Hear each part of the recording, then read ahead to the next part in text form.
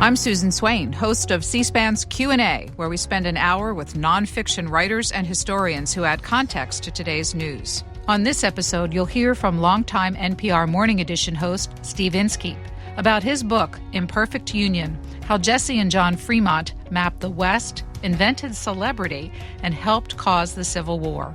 It chronicles how this 19th century Western explorer and his well-connected wife became one of America's first political power couples. Here's our conversation from March 2020.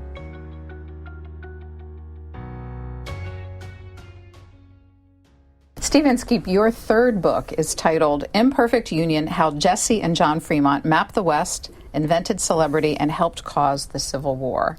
Why did you believe that the story of an early 19th century power couple would have resonance for people today? Oh, there's so many ways that it did. The first, I guess, is a little disturbing, that it's a story leading up to the Civil War, when the nation was very clearly divided into two political camps. And we live in a politically divided time, although I don't want to imply we're heading toward a civil war. I don't know what we're heading toward, but there's a resonance there in the way that we have red and blue states today. There were northern and southern states then that were fundamentally divided over this giant issue of slavery. But there are other things too. The 1840s and 50s, when I set this story, was a time of enormous technological and economic change, particularly in the news media. The development of the telegraph came in 1844. Within a few years, all the major cities east of the Mississippi were connected by telegraph wires, and there was suddenly an instantaneous national conversation, which becomes part of the story that I tell. It turns out that these communication devices that were designed to bring people closer together actually drove them farther apart. They were horrified by what people on the other side were saying. So there's that. There's also just the fact that it's a story of America. And it takes place in the same cities we know today, in many cases, and sometimes even in the same buildings. It is really inspiring for me to go into the Library of Congress and learn about things that happen in the United States Capitol, where I sometimes walk around as a reporter today in some of the same rooms. The building has expanded and changed since the 1840s and 50s, but it's fundamentally the same. So we're going to spend an hour talking about these characters, but I wanted at the outset to do a more brief snapshot of each so people would have the stage set. Let's start with the protagonist, John Charles Fremont. You write that in 1850, a Philadelphia magazine claimed he was, quote, the most important person to walk the earth since Jesus. A pretty big claim. So who was he? Yeah, put him up there with Christopher Columbus and George Washington as the most important figures since Jesus Christ. And that is a reflection of Fremont's genius, with his wife's assistance, in tying himself to the national story. The idea of the magazine writer was that Columbus discovered America, as they would have phrased it then, contacted Europe with the Americas, that George Washington was the founder of the United States, the greatest result of that discovery, and that John Charles Fremont brought the Pacific coast into the United States. At the beginning of this story, the United States didn't have a Pacific coast. There was territory in Oregon that was disputed with Britain, and there was California, which belonged to Mexico. Fremont encouraged the American settlement of Oregon and took part in the American conquest of California just in time for the gold rush. And so he did play a real role in changing the map of the United States. But he was also brilliant at publicizing himself. In a way, publicity was the point. He was sent out by his father-in-law, a powerful senator, to explore the West.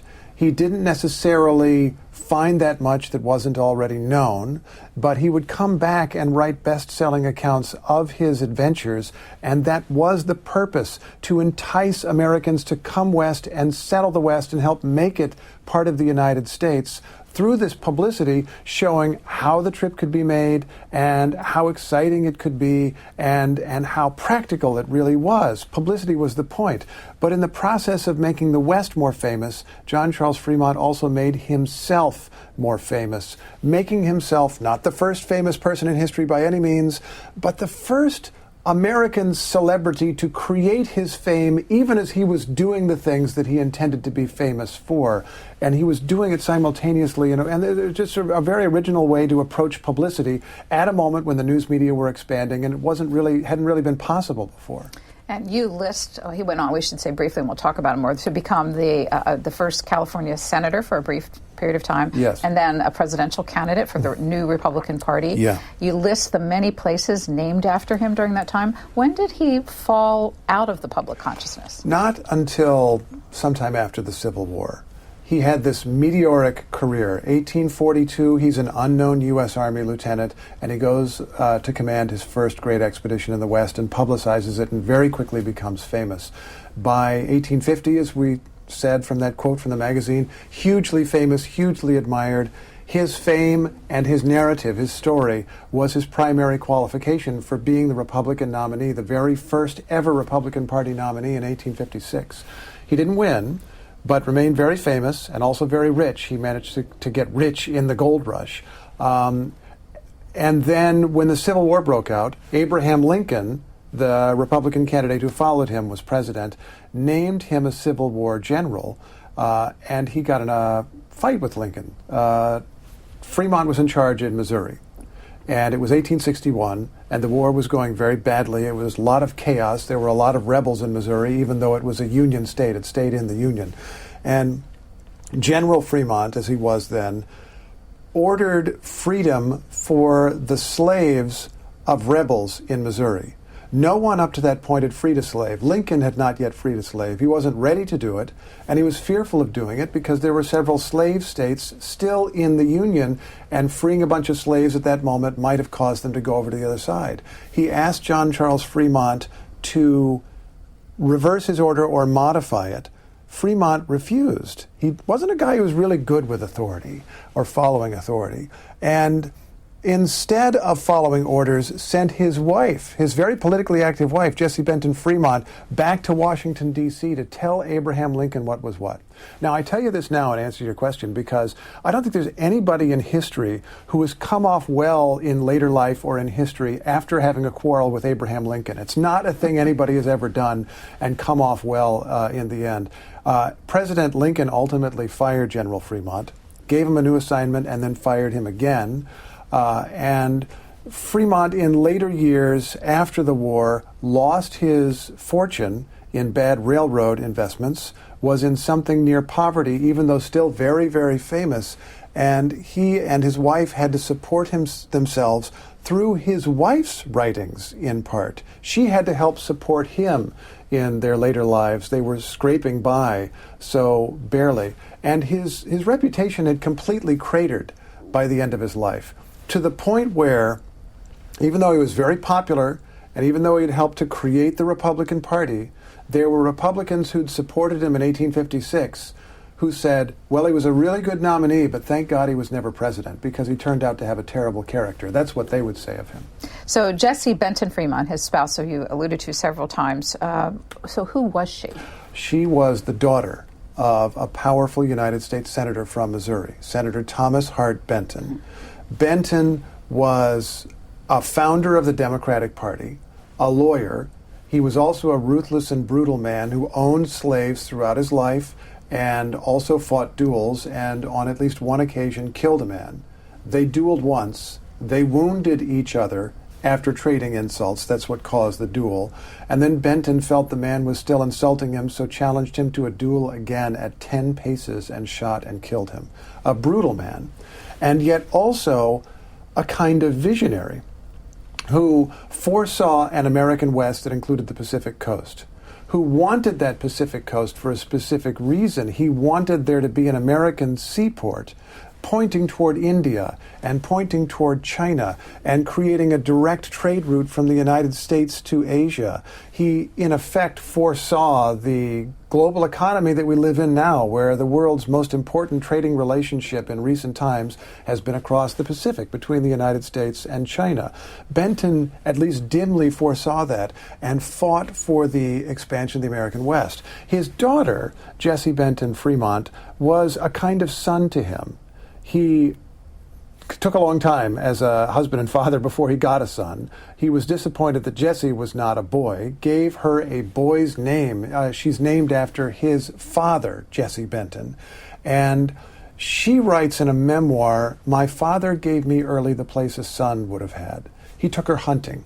He took her to the United States Senate when he was going to work. He took her as a girl to what we now call the White House to meet a variety of presidents, starting with Andrew Jackson, who took office in 1829 when Jessie was not quite 5. And so she grew up amid power and grew up in Washington and had ambitions, I don't want to say exactly to be a man or to be a boy, but had ambitions to do things that only men were allowed to do. She had a moment as a teenager when she cut off her hair and went to her father and said, I want to check out of Washington society. I've just attended this very fancy society wedding of one of my teenage classmates being married off to a much older man. The whole thing is gross. I don't want any part of that. I've cut off my hair and I want to live my life as your assistant. And this is the moment when her father was no longer comfortable with her acting like a boy. It was time for her to act like a woman, in his opinion. And so she had to grow her hair out, and she did end up leading, in many ways, a traditional life as a wife and mother with the traditional assigned roles, but in a way that I think is very familiar, another way the story is modern, very familiar to many women today, fulfilled those assigned roles while also reaching out and finding ways to be involved in politics and to make a mark in the world, largely through assisting and guiding and being the brains of her ever more famous husband. She was, in a way, his best publicist and absolutely his political advisor. So our third character was the Senator Thomas Hart Benton, and you've talked about him. His life seems so big that you could almost do a biography on him. Yes, yeah. He was a Jacksonian Democrat. What does that mean to be? Jacksonian Democrat, I mean, the simple thing is a supporter of Andrew Jackson, but there were a series of things that they believed in. And we could go through them. Some of them seem kind of archaic today. Democrats in those days opposed the National Bank, the Bank of the United States, which is the closest thing there was then to the Federal Reserve Bank that we have today. And President Jackson, with the support of people like Senator Benton, ultimately destroyed it. The Democratic Party of that time was for small d democracy, for mass participation in elections, but we have to be utterly clear. They meant mass participation of white men. All white men should be voting. All white men should be voting for the Democrats. But this was a pro-slavery party.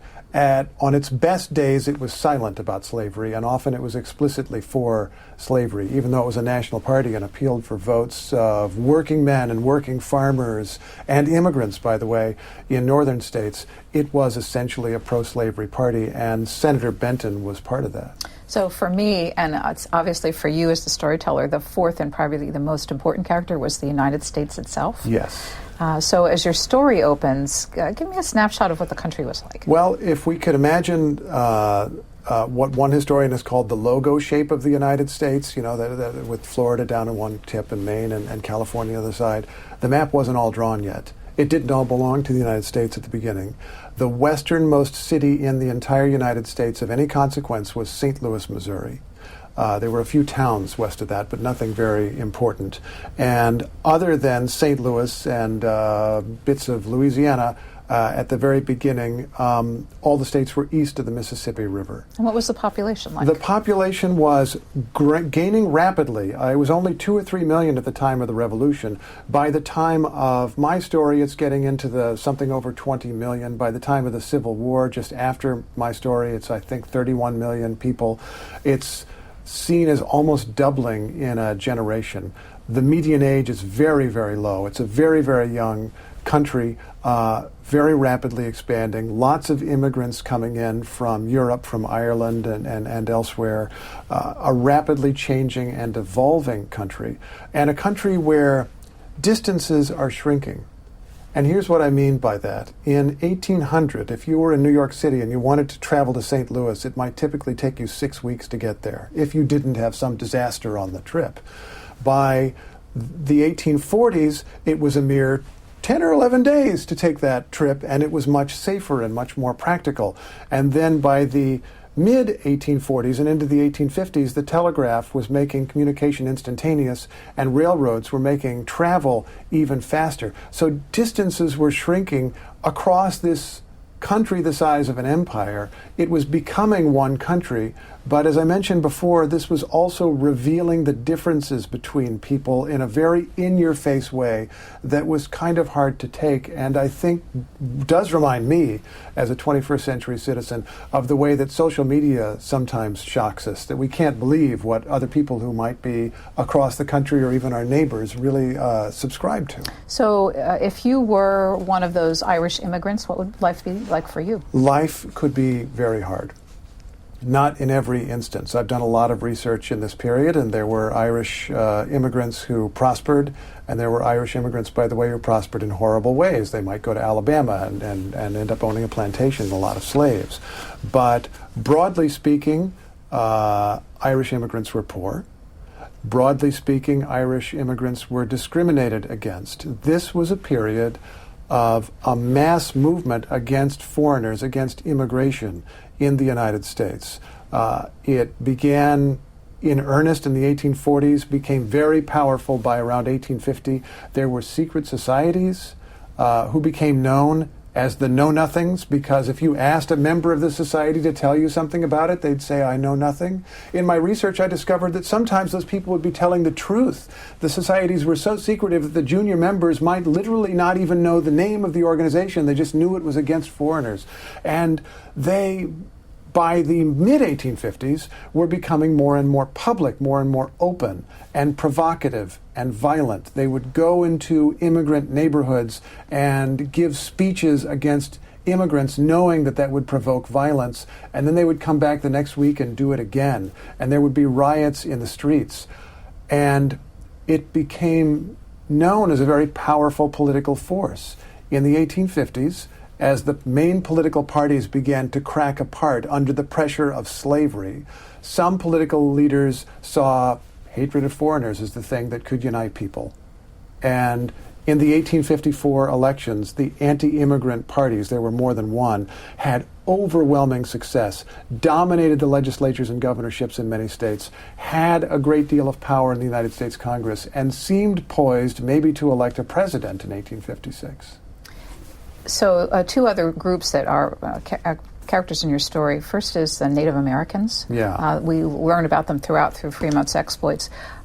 They were increasingly being moved westward and encroached upon. What was life like for them in this continent? It was a life of terrible pressure. Now, I should stress, this book is not written from the perspective of American Indians or Native Americans. But they appear throughout the story. They appear, and they should. I have an earlier book, Jacksonland, which is about Andrew Jackson and a Cherokee leader, John Ross. And in that project, I learned an enormous amount that I just simply did not know of the history of this country and the history of the nations that came before this country and were ultimately incorporated into it.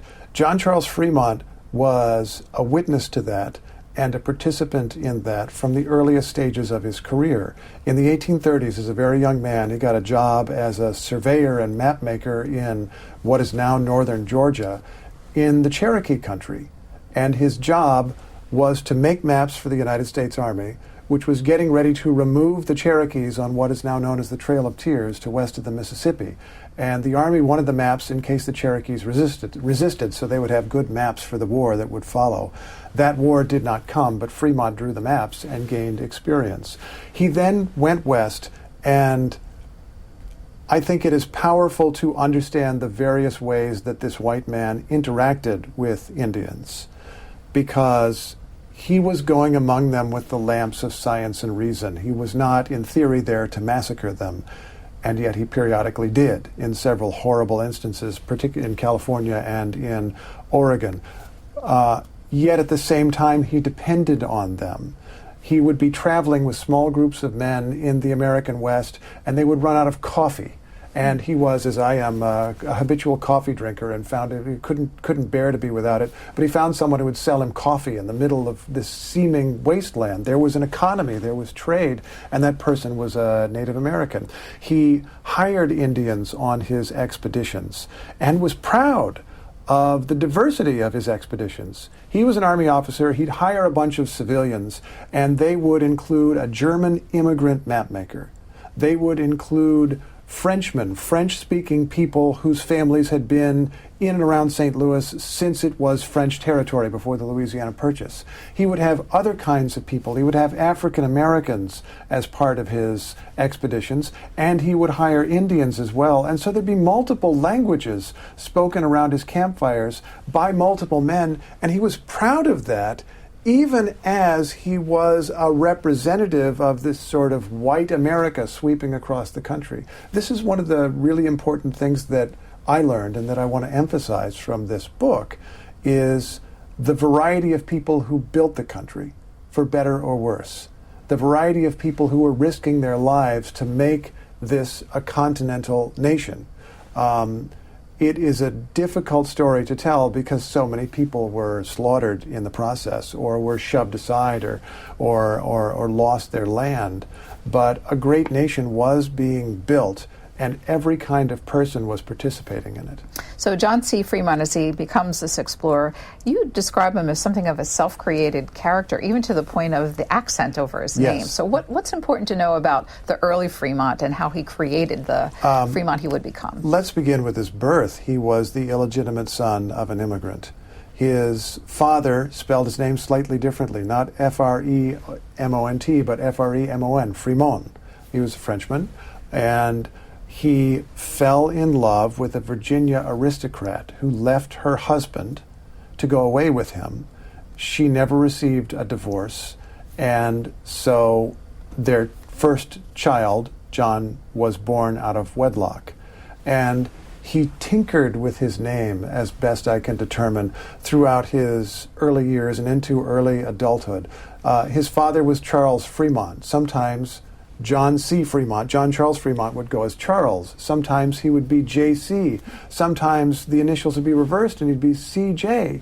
He changed the spelling of his last name, added the T, added a little accent mark over the E so that it was not Fremont, which would sound very French, but Fremont, which sounds kind of free, and turned out to be a great name to have years later when he was the presidential nominee of the Party of Freedom against slavery.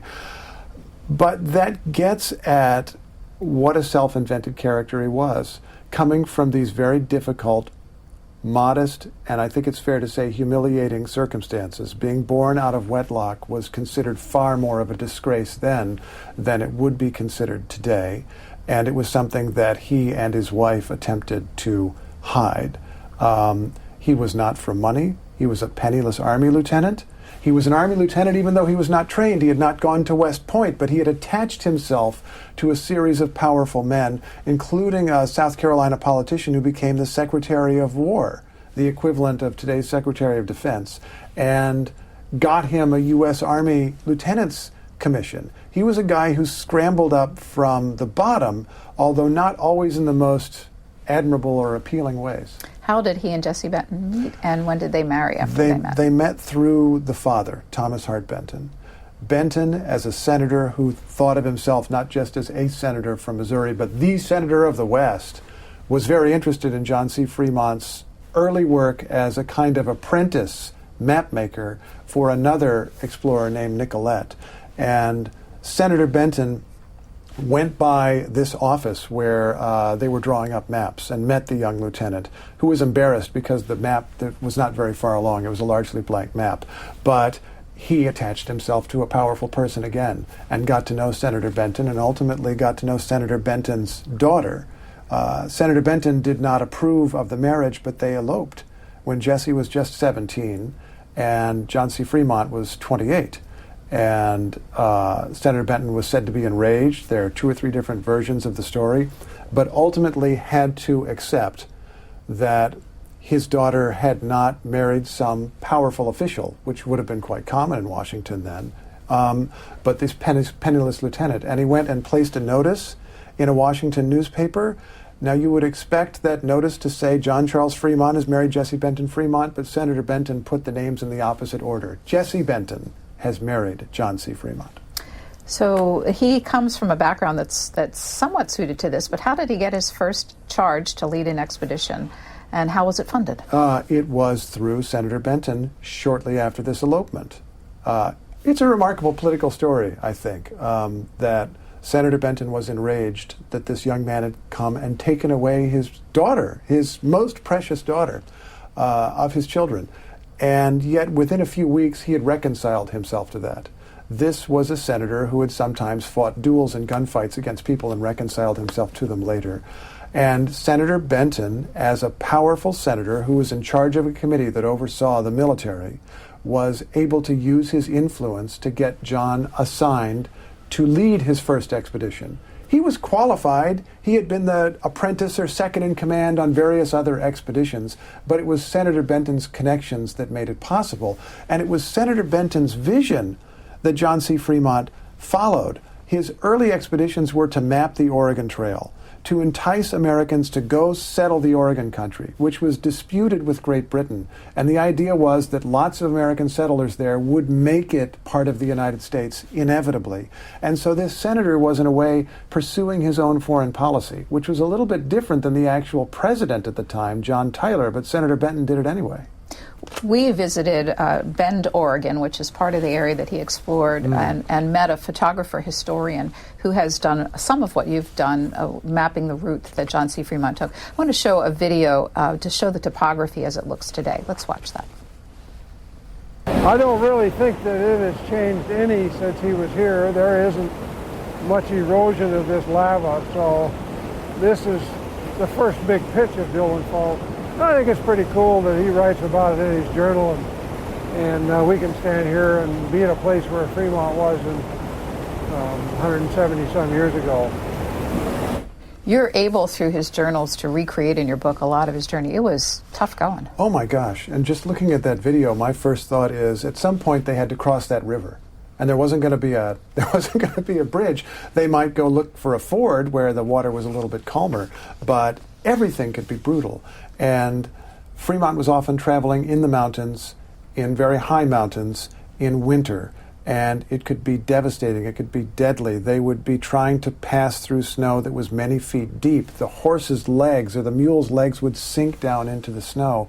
And the only way the men could proceed was by themselves making a road by taking what was called a mole and just pounding down the snow for days to make this little path that the animals could then walk on. The animals would be dying, and so the men would eat the animals because they were also running out of food. Sometimes the men themselves, on one particular expedition, would starve to death. It was an extraordinarily difficult series of expeditions that the commander, John C. Fremont, made more difficult in search of new discoveries or in search of fame. He climbed mountains he had no need to climb. He tried to strike out to find new paths through difficult mountains, which sounds like a great thing to do, except he would do it in the middle of winter. It's remarkable that he himself didn't die, but instead it seems that he thrived off of this difficulty. He, as a very young man, recited in school a speech by a South Carolina politician who talked about the American landscape as creating a new kind of person, as being suitable for the residents of freemen who would show their character or mold their character in wrestling with that difficult landscape. You read that speech from 1812 and you realize Frederick Jackson Turner's famous frontier thesis from several generations later was actually a very old idea in America. John C. Fremont thought he was doing that he was proving himself against that landscape, and he would sometimes even gain weight on these missions while others of his men were falling apart and dying. So what do you think of his leadership skills? He was persistent, which was great, except when it became stubbornness. He could be decisive, except when he failed to be. He would pursue a course much longer than he should have. He needed to be in charge himself, which is why he generally did well, or at least survived, when he was out in the wilderness and away from his commanders. But he was not good at following orders, whether it was an army officer who was overseeing his early expeditions or whether it was President Lincoln later in his life. He would defy his superior officers almost all the time, and once he was actually court-martialed for getting into a dispute with his superior officer in the army in California. So he went south from Oregon to California. You've described his conquest of California as one of the most consequential acts in the history of the United States. Yeah. Why? Well, let's just start with something we mentioned earlier about trade routes. The capture of the Pacific coast turned the United States into a Pacific power with direct trade routes to Asia and made possible in a much more direct way the economic activity that dominates our economy up to this day and that we argue about up to this day. In a more immediate sense, the conquest of California simply made the United States rich because it was captured in the late 1840s just in time for the gold rush of 1848-1849. The conquest of California and what became several other states as well also made the United States, in a very real way, part of Latin America, because the United States captured the northern portion of it along with all the people who lived there. And so this European power that had been founded by land taken from Indians on the Atlantic coast, that faced Europe, became a nation that faced in another direction and became a much more diverse place with a greater variety of traditions and cultures that were part of the country. It made the United States the nation of the world, which is how we think of America even today. And it was becoming possible at that moment of conquest with all of its downsides. How many total expeditions did he make? There were 5. And one of those was an extensive scouting of California. Yes. It read like he was doing real estate speculation. Yes, this is the most amazing thing. He went into California in the winter of 1845, 1846. The president, James K. Polk, definitely knew he was going. It wasn't entirely clear what Polk wanted him to do there. It was Mexican territory, and here's a U.S. Army officer going in effectively as an illegal immigrant. He told the Mexican authorities he was just scouting some new route to Oregon that maybe would go through part of California, but then he just lingered in California and irritated the Mexican authorities more and more by going near their settled areas, which he said he would stay away from. And yes, according to his own memoir, he gave a variety of explanations over the years for his behavior, but according to his memoir, he was looking for land by Santa Cruz, someplace on the shore where he could live with his mother. He was looking for beachfront property. As so many people who've moved to California over the generations since have, that's what he wanted to do. And his activities provoked the Mexican authorities and started a chain of events that ended up with the United States conquering California. It is a bizarre tale, but there's not a lot of reason to doubt John C. Fremont's motivations as he describes them, because he sort of was that self-involved from time to time. So we have a U.S. Army officer who is going against orders, and he's doing land speculation, which will ultimately enrich himself. Yes. Was this not viewed as corrupt at that time? It was viewed a little differently, I think, partly because it was out of view. And partly because the notions of ethics then were not what they would be later. Andrew Jackson, as a military officer, dealt in real estate in a grand way in the American South in an earlier generation, and some people would accuse him of corruption, but he could just kind of laugh it off and see it otherwise. Some people accused John C. Fremont of corruption, of supporting his own interests as a politician, which he undeniably did. Some people questioned his right to land that he obtained from Mexicans during the actual war against Mexico by getting land grants of dubious legality and then fighting to have them upheld in American courts. His activities were questioned, but never prosecuted, never fully seen as absolutely wrong. There were things that he could do more or less in the open, and some people would criticize them, but it didn't seem to matter. So of that time when he was away, he would send back the journals or record these journals. I want to go back to that video that we showed before, because there's one other piece where it's a reading from one of the journals. Let's watch and we'll talk about how you used them. Sure. Today the country was all pine forest, and beautiful weather made our journey delightful. It was too warm at noon for winter clothes, and the snow, which lay everywhere in patches through the forest, was melting rapidly. After a few hours' ride, we came upon a fine stream in the middle of the forest, which proved to be the principal branch of Fall River. It was occasionally 200 feet wide, sometimes narrowed to 50 feet, the waters very clear and frequently deep. We ascended along the river, which sometimes presented sheets of foaming cascades, its banks occasionally blackened with masses of scoriated rock, and found a good encampment on the verge of an open bottom, which had been an old camping ground for the Cayuse Indians. Did he keep those journals in real time or remember when he came back? I think he remembered when he came back. By the way, I love how marked up that gentleman's copy of the book is. They were published into books even at the time? Yes, they were published at books at the time. He definitely kept a lot of notes on his journey, but what has come down to us are reports of his expeditions that he wrote after he returned to Washington with the aid of his wife, Jessie Benton Fremont, who would be his stenographer, secretary, editor, sometimes ghostwriter, co-author, just depending on which bit of writing we're talking about. That makes them not perhaps 100% reliable. They were edited to be pretty, but where facts are checkable, they often check out.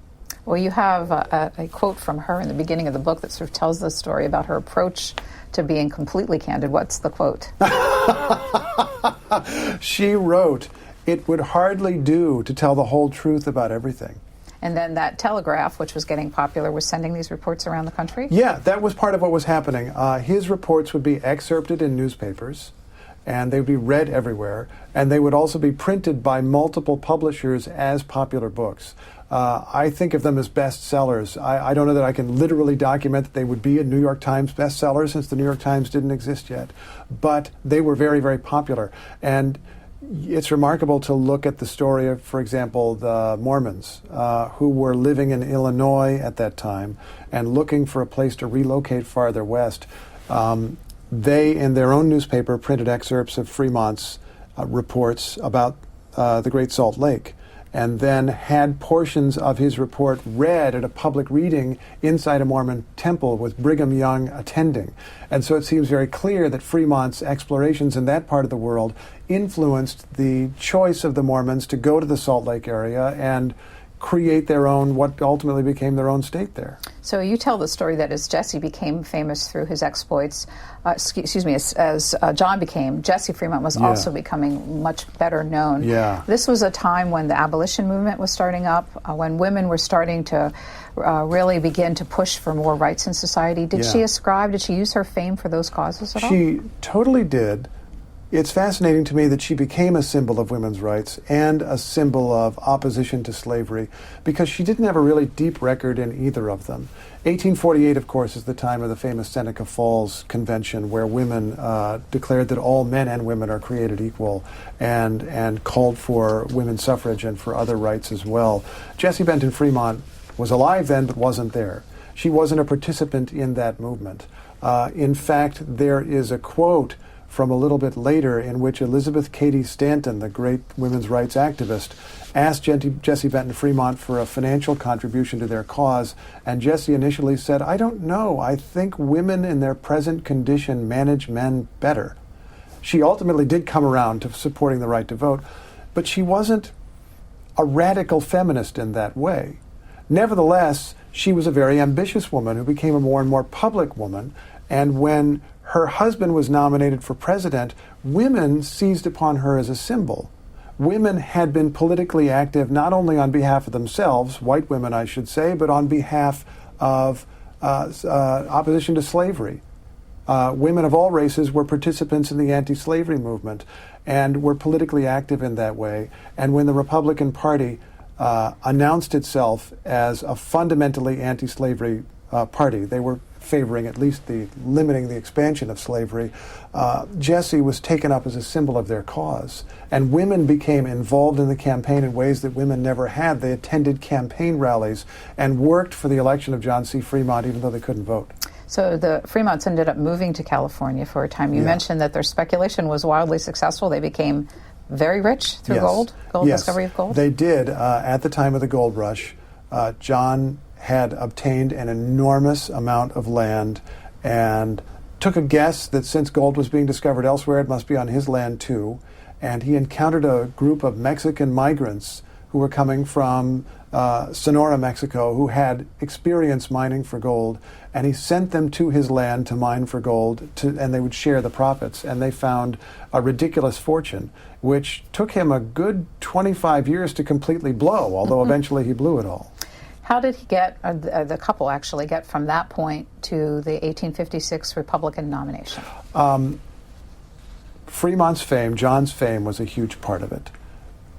In the 1850s, after a brief period running around Europe and California, they resettled in Washington, D.C., and they had ambitions. John had briefly been a U.S. Senator from California. He wanted to do something more, and people began reaching out to them. This was a period of extreme political division. There were going to be multiple parties running in 1856. The Democrats were the most established party. The Whigs had been an established party who were falling apart. There were these anti-immigrant groups, and there were the Republicans. And both the Democrats and Republicans at different times reached out to this guy to be their potential presidential nominee because he was super famous. He was regarded as a gigantic hero, and he had a relatively short political record, which could be molded for everybody's convenience, and that might be the way to get somebody elected in such a divisive time where anybody who had a strong stance on anything would just be hated by a large part of the population. The Democrats tried to recruit him first. The Republicans ultimately, in a sense, made a better offer or seemed a better fit. And Jessie was a huge part of this. There were wise men of Washington, let's call them. Francis Preston Blair would be the most famous one. Of Blair House fame. Yes, Blair House. That's where he lived. It was one of his houses in Washington, D.C. He had an estate called Silver Spring, which is now the general location of a city outside just outside of Washington, D.C. He had been a counselor to multiple Democratic presidents, was alienated from the Democratic Party, and because of Jessie, who was a friend of his, because of her request, he began advising John C. Fremont and helped to craft his campaign as he maneuvered for the first ever Republican nomination. For people who decry how divisive our politics are today, what was the 1856 campaign like? Oh, my goodness. It was brutal, and it feels kind of familiar because of the way the issues were fought. This was an election in which people on both sides felt that everything was at stake. And that's another way that this story of the 1850s feels like now.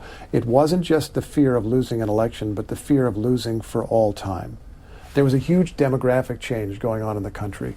The North and South had been somewhat evenly balanced, but the North was becoming much more populous, which meant it was much more powerful.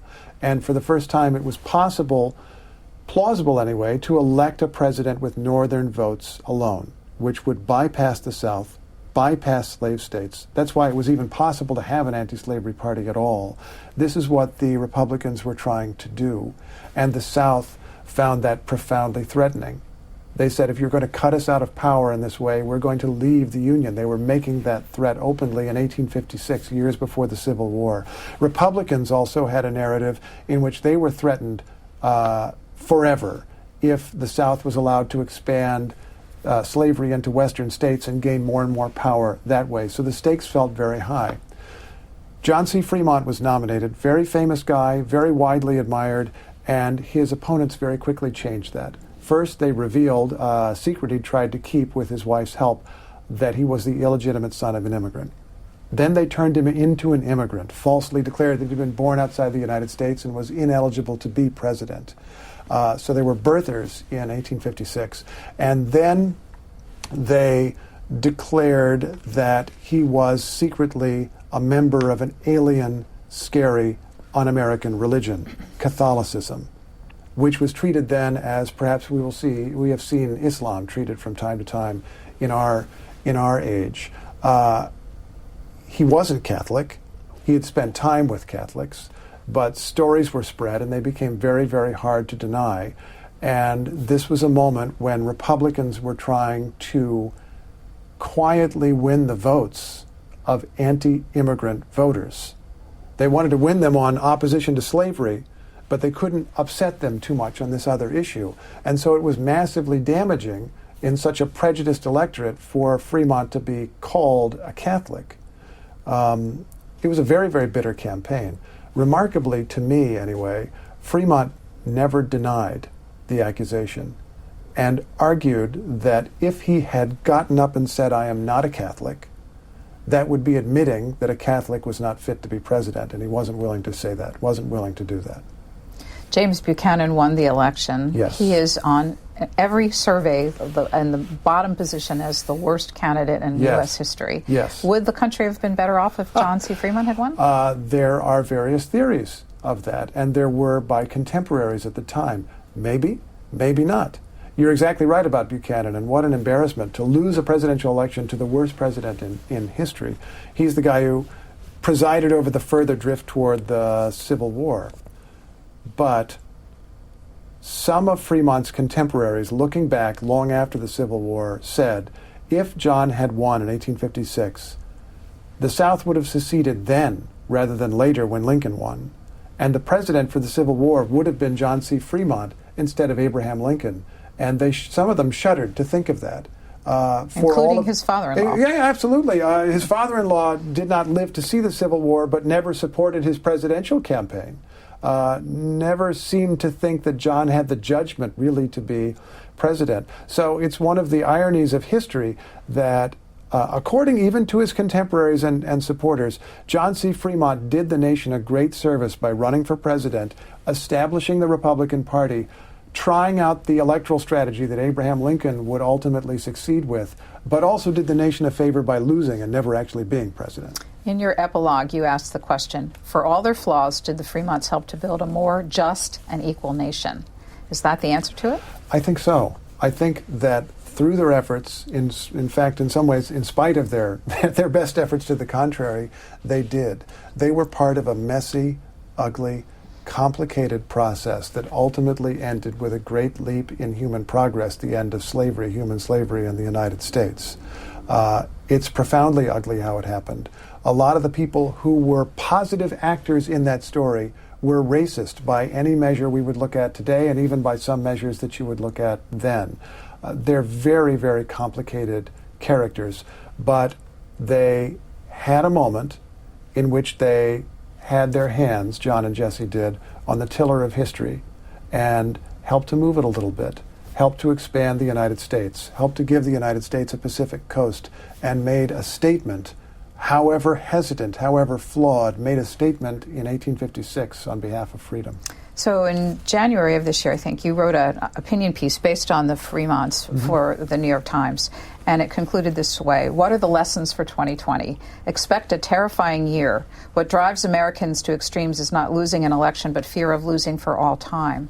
When politicians exploit such fears, voters can find an antidote by recalling the aftermath of 1856. Whatever the result in 2020, and it's a safe bet that close to half of us will consider it a disaster, another election will follow, we hope. We hope, yes. So what are you saying there? What I'm saying is that we should try to keep perspective. We are in a time where people fear that an election lost will be a loss for all time. That is something that drove President Trump into office. He told his supporters in 2016, and I'm quoting here, this is your last chance to win an election, because if we lose this election, illegal immigrants will flood the country and be legalized, and the conservatives or Republicans will never be able to win an election again. That was a theory that the president shared, the future president shared with his supporters. There is still that fear on that side. Now you also have Democrats who are fearful because of the way the president governs, that if he is not defeated soon, that the nation will never recover, and that they will lose, their side will lose forever. That is something that does push people to extremes, and I want to be at least a little bit mindful, at least a little bit hopeful, that there will be, or at least there should be, another election after this one, and another election after that. And always in American history up to now, there has. One of the great strengths of democracy is that power of renewal. And we can screw up things so much, and even maybe not realize in the moment how badly we're screwing them up. But we get another chance, and another chance, and another chance after that, as long as we can keep it up. So we have about 8-9 minutes left, and I want to talk about you at the end. Sure. For a lot of people, your voice is so familiar. Thank you. You have a duty every morning on National Public Radio to anchor the Morning Edition program. How did you find the time? This is an extensively researched book, which took you on travels around the country. How did you find the time to do both? Part of it is my ridiculous work hours. I get to work at about 4 o'clock in the morning, and every day is different. Some days you just work 12, 14, 18 hours. You know, the big interview that you have is late in the day or whatever happens. But other days can be a little shorter, and you escape after 8 hours. You escape at noon, and I'm here in Washington, D.C., and I can go down the street to a spot not far from where we're sitting now, the Library of Congress, and I might be able to steal 2 or 3 hours in the archives. And they have amazing, amazing collections at the Library of Congress. You can go in and read, hold in your hand a letter that John C. Fremont wrote to one of his political sponsors in 1835. I spent years there for various books. You can hold even older letters that Andrew Jackson wrote his wife in 1814 or whatever. It's a remarkable collection, and it's also possible there to search databases of 19th century newspapers in ways that were not possible a generation ago. And now you can just access enormous amounts of material. So part of it was just I was lucky to be close, where I could do a lot of that research. And part of it was my day job fed my night job. I mean, given how early I started, I'm not sure which is the day job and which is the night job. But in any case, one fed the other, because I'm covering the news now, and it feels to me like it resonates with this news of another time. And the historical research absolutely influences what I tell you every day on the radio. And what I learn in the process of working for NPR absolutely has informed the way that I've researched the past. You took your family along and recreated some of these trips yourself. Yeah. What was it like living with these characters? You started in 2016 for these past 4 years. Did you like them? In some ways, yes. In some ways, no. I should clarify. It's not like I went and camped out in the woods with my children. Now, you can drive highways and so forth and some of the routes that Fremont took, but I went and saw the landscape in California and Oregon and Nevada, and it's amazing. And I've seen a lot of the other landscape in my previous travels as a journalist, and it's all inspiring. But now, wait a minute. What was your question again? It was a double question, which is not good in our profession. So your family enjoyed going on these exploits? I think so. At least the time away from them to focus on But you know, that was the other thing. Like, did I like these characters? I don't know that I absolutely like them. Jesse's a little more likable than John. They both have their unpleasant moments. But I felt that I related to them in a way because they were ambitious, because they were trying to have a family at the same time that they were being ambitious. I look at John Fremont as a bit of a cautionary tale. I travel an amount for my work. He would go away for a year. He would go away for a couple of years and leave his wife at home with the kids. And she would try to fit into that life any way that she could. She might travel partway west with him on one of the expeditions, or say, I'll meet you in California, even though it's pretty hairy to get there by ship, the way that I'm going to go. When you are a parent and you read such things about another parent, one thing you hope is, gosh, I hope I'm not quite like that. I hope that I'm able to balance my life a little bit better and maybe not be away quite so long. It motivates you even more than I already am to maybe cut a trip a day short when I can get away with it and get home a little bit quicker.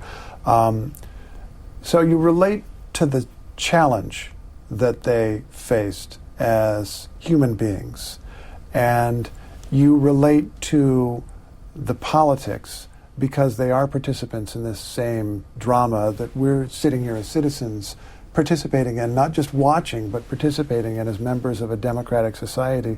And sometimes you do ask, would I do that? And in many cases, I hope I wouldn't do that. But I also, I want to say for John, you have to admire the guy's persistence. He went out and risked his life again and again and again.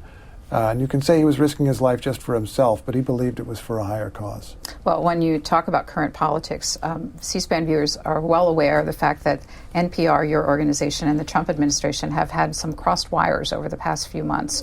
Mary Louise Kelly and Secretary Pompeo, also the president's budget has cutbacks for NPR in it.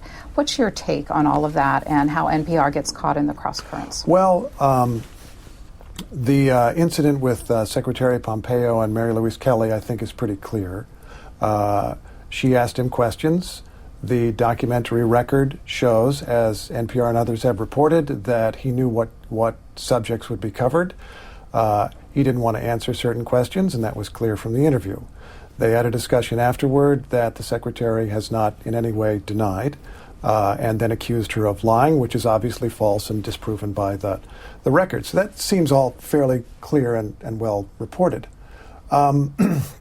It's part of a larger push and pull, though, between the news media and this administration or any administration. Our job as reporters is to try to get at the facts, to try to be honest, to try to be fair, to listen to all sides, and sometimes in the process of that, we're going to make people uncomfortable, and that's okay. And we will also own our mistakes when we make them, and NPR is an organization that has made any number of corrections over the years as well.